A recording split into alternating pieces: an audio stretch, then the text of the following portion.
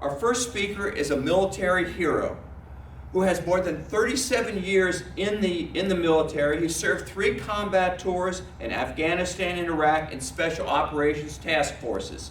He's a Green Beret was a Green Beret in the U.S. Army Special Forces.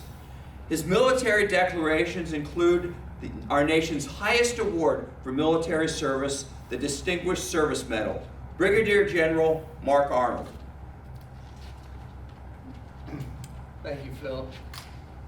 I am a lifelong Republican who's voted Republican in almost every election since Ronald Reagan in 1980.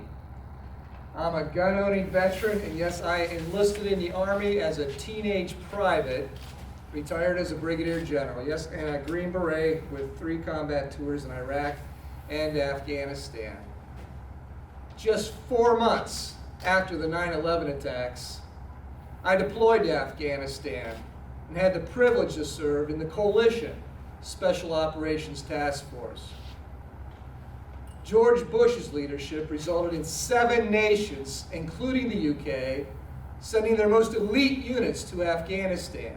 And I can tell you, we did some damage to Al-Qaeda and the Taliban.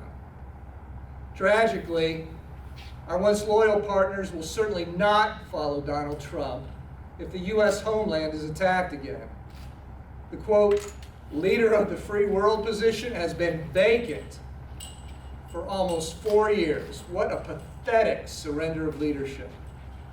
As an officer in the Special Operations Task Force in Iraq, I can tell you firsthand it was the Kurds who were the foundation of our victory in northern Iraq. And it was the Kurds who remain among the most effective fighters against ISIS in Iraq and Syria, alongside U.S. Special Forces. And last year, Trump abandoned the Kurds to Turkish attack without consulting his senior military commanders. Even my fellow Green Berets were shelled by Turkish forces. And that was the last straw for the Secretary of Defense. James Mattis resigned after that. Trump has alienated all of our allies, including our most loyal and powerful, the UK. I mean, get this. The UK's Secretary of Defense this year warned, quote, the assumptions of 2010 that we were always going to be part of a U.S. coalition is really just not where we are going to be, end quote. And France's Prime Minister Macron has lamented, quote, Europe is now the victim of the U.S. abandoning Ronald Reagan's 1987 nuclear treaty with Russia. Russia. You know, a true president would be laser focused and warn Russia to stay the heck out of American elections or else. Instead, Trump embraces this threat to America's democracy.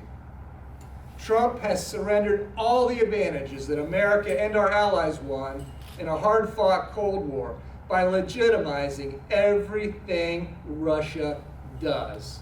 Ronald Reagan would be appalled, heartbroken, and probably frightened. Trump is playing with power he does not understand. If reelected and war comes, America will find itself dangerously alone. It's time for patriots to vote Trump out. It's time for Joe Biden, a leader of decency and dignity, and I'll quote Admiral McRaven, who recently said, "We'll make leadership great again." Thank you.